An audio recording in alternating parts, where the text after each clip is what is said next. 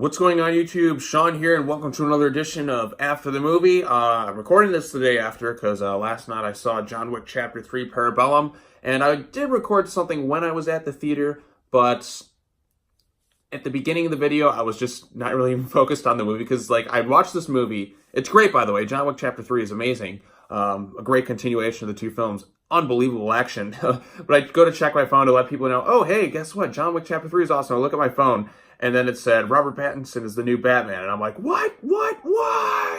Ah! So then I was freaking out at the beginning of the video, and then eventually I sort of just started talking about John Wick 3, but I'm like, I couldn't do it justice. So I was going to record that, but then I come to find out that he's not officially Batman. It's just like he's one of the front runners.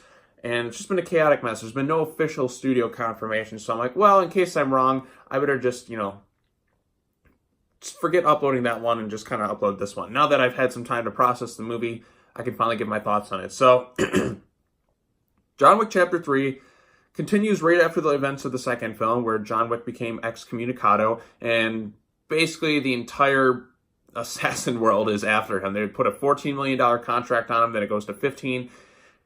It's absolutely insane. They go into more stuff into the world, a little bit more into John Wick's history. You got other new cast members like Angelica Houston. You have this really cool assassin dude who's like a big John Wick fanboy, who at times could have just easily killed John Wick earlier, like at some points in the film, but he really just kind of just like toys with them a bit.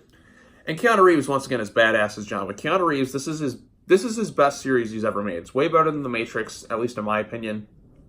There's more personality. It's a much more unique, fascinating, fleshed out universe, I feel like, than what The Matrix was going for. The action sequences are absolutely stunning, all in-camera stuff. I mean, they really go all out with the action sequences this time around. I mean, they've done it before, but this one just kicks it up a notch further. And I was just sitting there like the first 20 minutes of this movie, like, this is fucking incredible. It's unbelievable. Like, this is like next level stuff. The whole audience was just going crazy over something. It's just like, oh, the knife throwing, snapping people's necks. Getting horses involved into combat. He's going on horseback fighting people. He's on like motorcycles, sword fighting samurais, trying to dodge stuff. I'm just sitting there as an action movie fan. I'm like, this is incredible. This is absolutely stunning. And they get the dogs involved in the combat too, and I fucking loved it. I wish I could get my dog involved in combat like that. It'd be kind of cool. Duchess, come here. Come on, come here. Come up. See. Attack! See, this is my dog right here. See if she can get involved in some sort of combat. Can you get in some combat? No? Attack! See, my dog's just a big softie. But John Wick and Halle Berry's dogs, they're absolutely crazy. So now I got a dog here. There. All right, go ahead. Go play. Do what you got to do. But anyways, John Wick Chapter 3, absolutely outstanding movie. What else can I say about this one? Where do I rank it amongst the other three? So yeah, John Wick, he's excommunicado. He's kind of fine. He's kind of lost in life. He doesn't really know what he's up for. You got the Continental. You got stuff going on with there. We get previous characters who I've always wanted to see involved, like the guy who's on the the hotel desk clerk guy, who's like Winston's like right-hand guy. Like the guy who's always like professional, courteous. He gets involved in it too. And it's great. Halle Berry shows up in the movie at one point. She had a marker with John Wick, or John Wick had a marker with her, and where she owed like a blood debt, and so she had to like help him out so he can talk with somebody. She's great too. She definitely put the work in for the training, at least in terms of this movie. She's not in it as much as I thought she was going to be. Like, she's in it for like a good section of the movie, like maybe like 20 minutes of that, but she worked her ass off for the stunts in this, and she's awesome. She's just as badass as him. They kind of almost become like a buddy cop type duo for just a little bit in the movie, but although it's not kind of like it's nothing like, say, Lethal Weapon. They do have to team up and work together at some point. She gets her dogs involved, and it's great too. The action in there is really fantastic. I just feel like this one isn't my favorite of the trilogy. It's not really a trilogy anymore, because like this one doesn't really give a definitive ending to the series like some people were kind of thinking, and I kind of knew that going into this film, that this isn't like the last one. They definitely are already planning like John Wick 4 and all that. And the way this one ends, it's just like, yeah, it's kind of like it's not as crazy a cliffhanger as 2 was, but it definitely leaves you wanting to see more of these movies, because if they keep up the high quality that they've already established in these films, then I'm definitely up for it. Like the third act in general, like just the sword fighting and all sorts of stuff. in general is just out of this world crazy. Yeah, it just goes nuts. It's absolutely nuts what they're able to accomplish in these films. In terms of this one, I feel like the story wasn't quite as strong as say 1 or 2.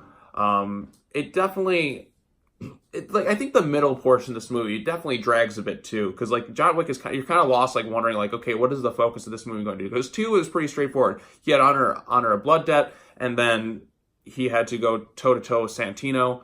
Again, get his revenge. 1 is pretty simple. This one's like, okay, he's excommunicado. He's got to find his way out of it, and then he's wondering what he wants in life. He's kind of lost too, which kind of makes sense because I was kind of lost a bit in the middle too. Kind of similar how John Wick was. Like, okay, what is John Wick's really going for in life? And then you kind of find out what he's up for, what he really wants at this point in life. Like, why does he still want to be around? And it makes sense in the context of the movie. And then just the way they set it up for future events.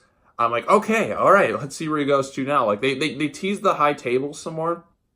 Like, okay, because, like, the whole Hitman Society has its own set of rules, own set of currency, so on and so forth. John Wick, he broke these rules. You know, the Bowery King did something like that, too.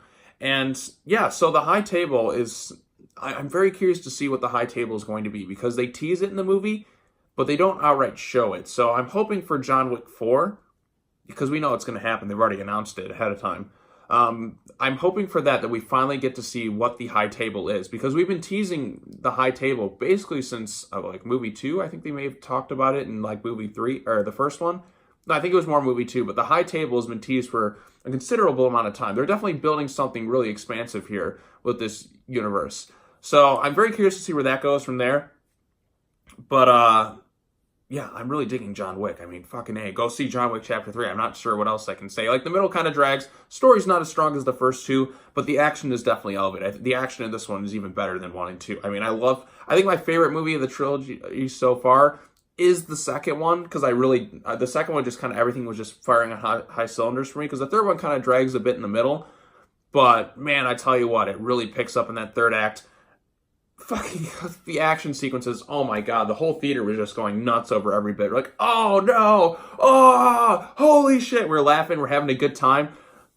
This franchise, it's so consistent in quality. If you would have told me like in 2014 when I went to the theater to see John Wick, we'd get to John Wick 3 and it just becomes getting like better and better almost in certain aspects of it, I would have thought you were nuts. But first John Wick was great, a nice surprise. John Wick 2 I thought was even better. John Wick 3, it ups the action. The action is definitely an improvement this time around. And the main antagonist, he's no Michael Nyqvist, who is my favorite of the 3 villains, but like this guy's like a big John Wick fanboy, and he's great too. He's a lot of fun, and he just wants to be, he's like a big fanboy who doesn't really want to kill him. I think he wants to just be more like best friends, but he's kind of has to do it anyway. And John Wick has to go toe to toe with this guy. It's amazing. Like, this guy was great. But yeah, it's just another solid entry, and I really think everybody who's a big fan of this franchise should definitely check it out. So, what are you waiting for? Go check out John Wick Chapter 3, Parabellum.